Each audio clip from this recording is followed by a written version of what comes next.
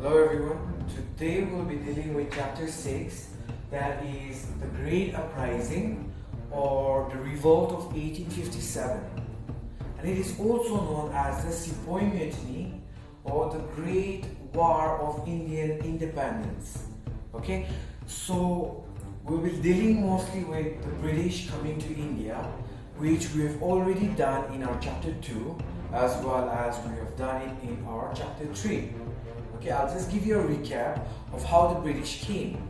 So the British came to India solely for one purpose. Okay, what was the purpose for the British coming to India? That is the question.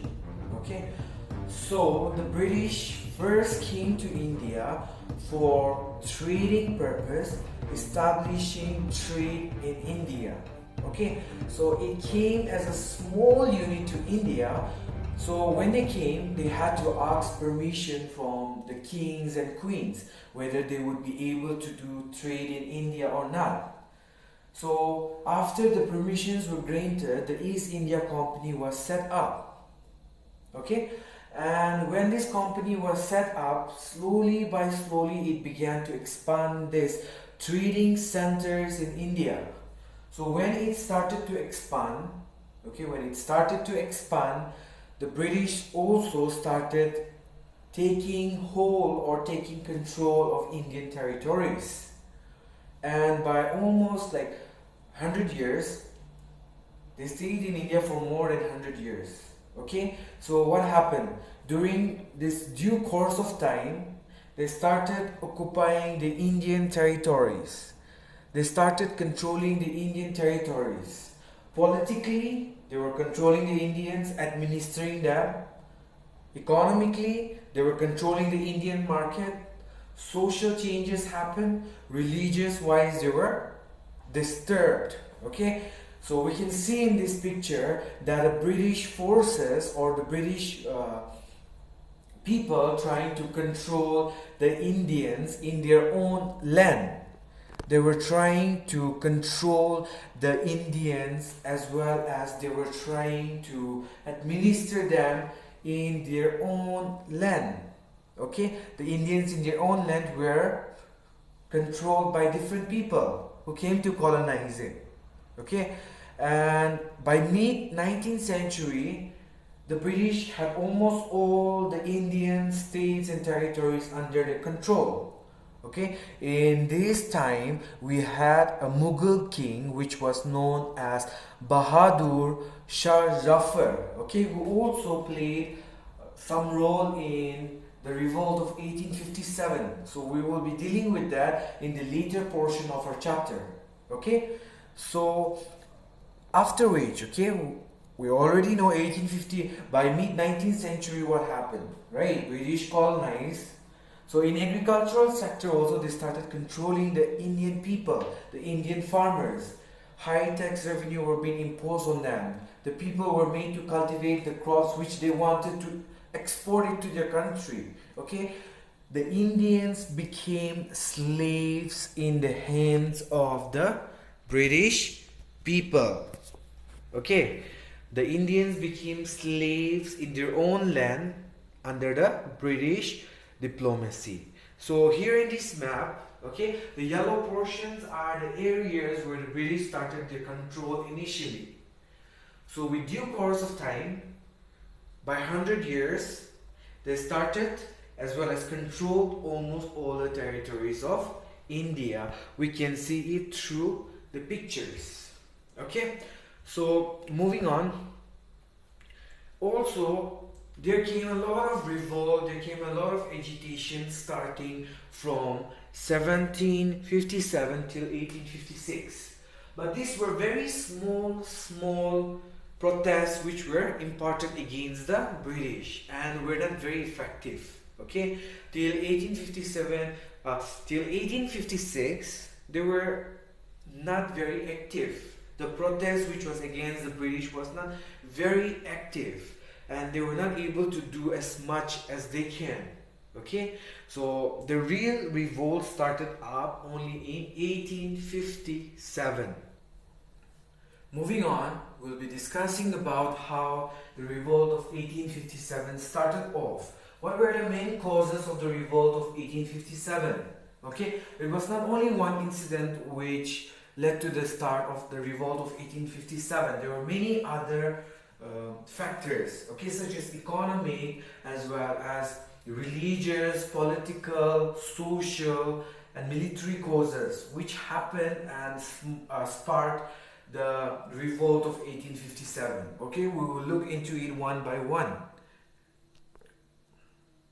So people mostly like the sepoys, the zamindars, the landlords, the peasants, the potters, the priests, and then the Mohalwas. These were the people who were affected greatly by the British administration. And why were they affected by the British administration? Okay, they were affected by the British administration because the British people, they changed all the administrative rules and regulations. They introduced new reforms in the society, which greatly hampered the Indian people. Okay, we will be looking into the economic causes. Farmers were introduced with new systems such as the permanent settlement, okay, permanent settlement, as well as the Rayodwari, Zamindari system. This all hampered the farmer community. They were allowed to pay huge amount of revenue to the British people. When they were not able to pay, they had to take loans from the moneylender, and the moneylender charged high rate of interest. Okay, when they were not able to pay, they had to lose all their land into the hands of the moneylenders or the British. We can see in this map, the blue portions are the areas which are directly controlled by the British. Okay, secondly, craftsmen as well as artisans, they suffered a lot. They started selling off their products in the Indian market, right? But what happened? When British came, they started selling off their machine-made goods in India, which led to the artisans and craftsmen to lose their job. Okay, so what happened? They began to work in farms, they began to work in agricultural fields, they became servants of the British people. Why? Because their business was going down, and most of the crafts as well as the artisans, they lose their jobs because of this. When we look into political scenario, that is, they introduce subsidiary alliance. When they go into an agreement with a king or queen, what happens? Slowly by slowly, they start capturing the Indian territory. Next, we have the Doctrine of Lapse. When a king or a queen does not have a son or does not have a heir, what happens? Their land or their territory is automatically taken after the king dies off. Socially, what happened? Indians began to realize the middle class as well as the upper class, they were rejected of their basic rights, and they were not even allowed to do what normal people were doing. Okay, the British, what happened? They did not even allow the higher class Indians to travel in a train compartment, okay, which sparked some of the highly educated Indians to revolt against the British. So what happened? They started protesting and protesting against the British folks when they realized about this. Okay, when we look in terms of religion, the British started converting Hindus, mostly Hindu people, into Christianity forcefully. Okay, so that was another problem, okay, which greatly affected or hampered the Indians. Okay, when we look into moving on, when we move into military causes, okay, what happened? Once a sepoy gets a job in the British Army, what they have to do was they had to travel across the sea to England or maybe to other areas, to other colonies which were controlled by the British. Okay, and according to the Indian custom, okay, or according to the Indian religion, no man is allowed to cross the sea. Okay, if they step foot in the sea, what happens? The person becomes casteless. Okay, and they will be considered as low caste, or they don't have caste when they return back. But according to the general Service Enlistment Act of 1856, every Indian sepoy have to travel abroad through the sea to give service to the British people. And also another cause was Indian sepoys were paid very less compared to the British officials. Even though they were in the same range or in the same level, they were given less amount of money, as well as promotions were also not given to the Indian sepoys. Only small posts were being given to the Indians. Okay, all the high posts were given to the British. Awadh was one of the important places, okay, because most of the sepoys were from Awadh, okay, and when the British started interfering in these areas, the sepoys were greatly affected and they were greatly harmed, okay. And one of the immediate causes of the revolt of 1857 was the introduction of this new infill rifle. Okay, they had to bite off this paper cartridge and then it had to be loaded in the gun. Okay, this cartridge was thought to be greased with the fats of pigs or cows, okay, which was totally against the religious practice of Hindus and the Muslims. Okay, according to the Hindus, cow is very precious. According to the Muslims, pig is very precious, and smearing it with the fats of these animals, it was against their religion. Okay, so what happened in Berkanpur, okay, 19th Native Infantry, they refused to use the...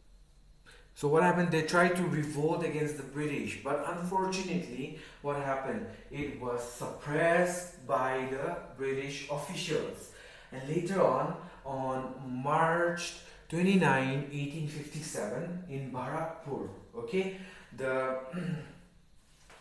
in Bharatpur, a person named Mangal Pandey, who was also a sepoy, okay, he was working in the 34th Native Infantry Regiment. Okay, what happened? He, along with some few members of the sepoy, refused to use the grease cartridges, and they protested against the British officials. Okay, when they did this, Mangal Pandey was captured by the British. Okay, Mangal Pandey was captured by the British, and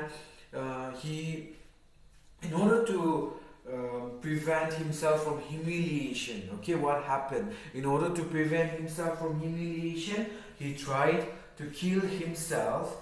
But in this juncture, okay, when he was trying to kill himself, he just hurt himself, and later on he was captured by the British officials. Okay, when he was captured, finally he was hanged to death. Okay, after he was hanged to death, okay, on 24th April, 85 sepoys of the 3rd Bengal Light Cavalry stationed at Meerut refused to use the cartridges. Okay, and on 9th May, okay, these people were publicly humiliated. The sepoys who revolted against the British after Mangal Pandey's death, they were humiliated in public, okay, and they were put into prison. But later on 10th May, some of the sepoys came and then released the captured sepoys, and then they began to march towards Delhi. And afterwards, they reached the Red Fort in Delhi. So when they reached Delhi, what happened? When they reached Delhi, they met and they went and asked Bahadur Shah Jafar to be their leader for the revolt. Okay, they wanted Bahadur Shah Jafar to lead the revolt of 1857. Okay, so they went to Delhi and requested him to be the sole leader of the revolt of 1857. And so when this happened, Bahadur Shah Jafar began to write letters to other rulers of India where he wanted the support of the Indian rulers to come and fight against the British as well. Okay, and we will be looking into the various centers where it all happened. Okay, In Delhi, it was under Bahadur Shah Jafar, but most of the important role was played by Bakht Khan, where he led the rebels to fight against the British. In Lucknow, no, in Kanpur, okay, in Kanpur we have Nana Sahib, okay, who proclaimed himself to be a Peshawar, okay, and he was led by Tantia Top and Azimullah. Okay, in Lucknow we have Begum Hazrat Mahal, who led the revolt. She was assisted by Maulvi Ahmadullah Shah. Okay, so these were various leaders which helped them. In Bareilly we have Khan Bahadur Khan. These rulers mainly focused on releasing their territories. They were not fighting for India as one. Okay, these rulers were trying to free themselves from the British rule.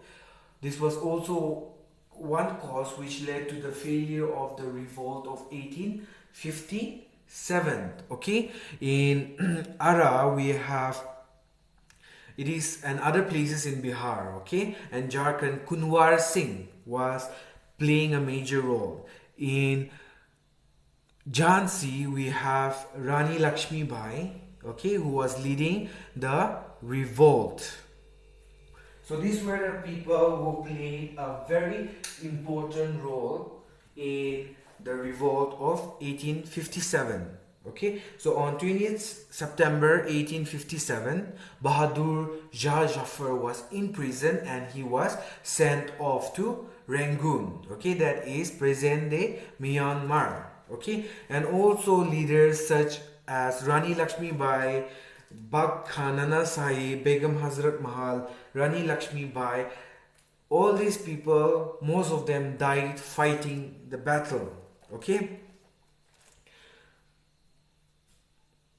so we have rulers Bakht Khan, Rani Lakshmi Bai, Khan Bahadur Khan, Kunwar Singh died fighting the British. Nana Sahib and Begum Hazrat Mahal escaped to Nepal and continued the struggle. Tandia Top was arrested and hanged. So within a year and a half, the British had completely suppressed the uprising. It again went back into the hands of the British officials. Okay, so we'll be looking into the causes of the failure of revolt of 1857. Okay, what caused the failure of revolt of 1857? The first point is the revolt did not spread to all parts of India. The revolt was mainly focused on central India, the regions of UP, Delhi, Lucknow, Bihar, West Bengal. Okay, these were the areas where the revolt happened, and it did not touch the western part of India, it didn't touch the northeastern part of India, it didn't reach Jammu and Kashmir, it didn't reach the southern part of India. Okay, this was the major cause of the failure of the revolt of 1857, because it did not spread to all parts of India. When the people of central India were fighting the battle, the rest of India did not know what was happening. Okay, this was also one of the problem which led to the failure of the revolt of 1859.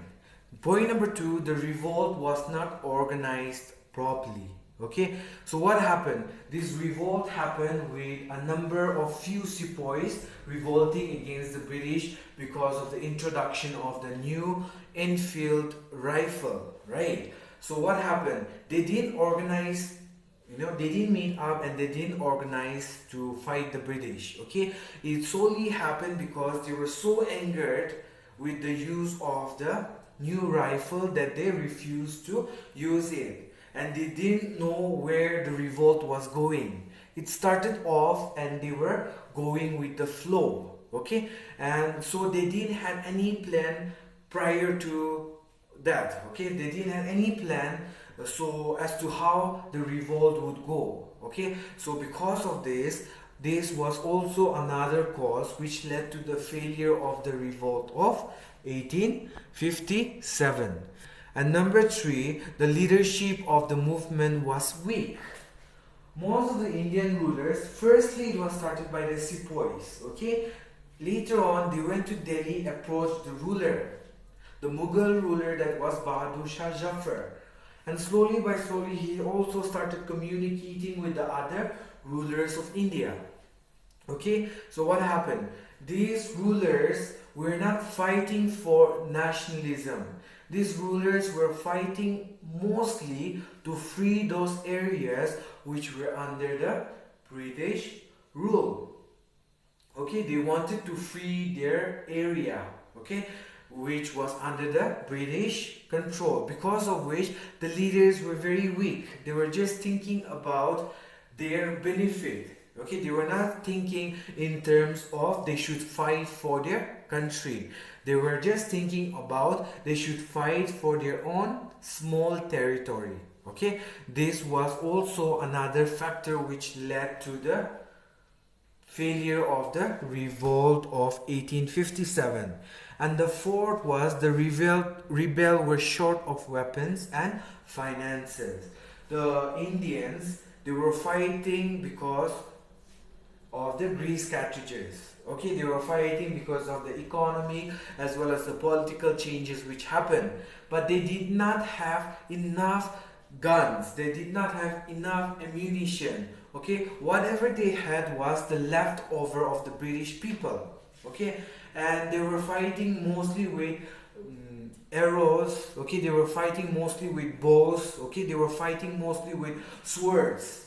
When the British were using cannons, when the British were using armed rifles, okay, Indians were running short of weapons, because the Indians, they didn't have any kind of ammunitions, they didn't have any kind of guns. Okay, they were using mostly of the British. Okay, when they started leaving the British army, they took along the weapons along with them. Okay, and then they were fighting with that. And later on, when the revolt was spreading and spreading, they were using swords, they were using bows, when the British were using cannons, and then when the British were using guns. Okay, this ultimately will lead to the winning of the British army. Okay, this was the cause of the failure of the revolt of 1857. Okay, after the uprising, what happened? Okay, what were the changes which happened after the uprising? Okay, in August 1858, the British Parliament passed an act by which the rule of the English East India Company in India came to an end. This act transferred all administrative power to the Queen. Okay, so after the revolt of 1857, what happened? Okay, what were the changes which happened in the Indian society? Okay, in August 1858, the British Parliament passed an act by which the rule of the English East India Company in India came to an end. This act transferred all administrative powers to the Crown. Okay, so what happened? An act was passed in 1858 where the East India Company formally came to an end. Okay, the power of East India came to an end, and the powers were being transferred to the Queen in England. Okay, at first the English East India Company was playing a crucial role in India, but according to the Act of 1858, okay, the English East India Company came to an end. Okay, and the power which the East India Company was exercising completely went into the hands of the Queen in England. Okay. Number 2, by the Act of 1858, a minister of British cabinet was appointed as the Secretary of State. He was to be assisted by an advisory body called the Indian Council. The Secretary of State was responsible to the British Parliament. Okay. According to the Act of 1858, a British secretary was appointed for India, okay, where he had to report everything to the British Parliament back in Britain. Okay, so he was to be assisted by an advisory body. Okay, so what he will do is that he will make reports about India, and he will also be assisted by an advisory body. Okay, and he will be accountable to the British Parliament back in England. Okay, so anything happens in India, he will be the one who will be reporting it to the British Parliament in Britain. Okay, and point number 3, the Act of 1858 also made changes in the functioning of the government in India. The government of India would be headed by the Governor General. Since he was appointed by the Crown, he was given the title of Viceroy. So in India, okay, the administrative head would be known as Governor General. Okay, and since he was appointed by the Queen in England, he would also be called as the Viceroy of India. Okay, and number 4, okay, Queen Victoria assured that the rulers of the princely state that the government would not annex their territories. They even removed the doctrine of lapse and rewarding titles and honor to the rulers. So what happened? Queen Elizabeth, okay, he promised the Indian kings and queen that she would not take the territories of India anymore. Okay, and she also removed the doctrine of lapse. Okay, what was the doctrine of lapse? The doctrine of lapse was when a king or queen does not have a heir, or maybe does not have a son to rule the dynasty after the death of the king. Okay, then automatically the dynasty came under the control of the British. So Queen Victoria, she removed the doctrine of lapse. Okay, and also rewarding of titles and honor to the rule, okay, was also removed from India. Okay, the 5th point, the Queen promised not to interfere in the social and religious beliefs and customs of the people. So the British, they were trying to transform the society, they were trying to change the religious perspective of the Indians, okay, trying to convert them to Christianity. So what happened? The Queen here promised, okay, the Queen promised the Indian people that she would not interfere in the social as well as religious matters of India, and she would leave it in the hands of the Indians to whatever religious and social customs they want to follow. Okay, the last point is the British began to follow the policy of divide and rule. Okay, in the revolt of 1857, the Hindus and Muslims were so united in fighting against the British. Okay, so the British followed the policy of divide and rule in order to create differences between the Hindu and Muslims. Okay, so that they would not attack back to the British like how they did in the revolt of 1857. So they introduced a policy of divide and rule.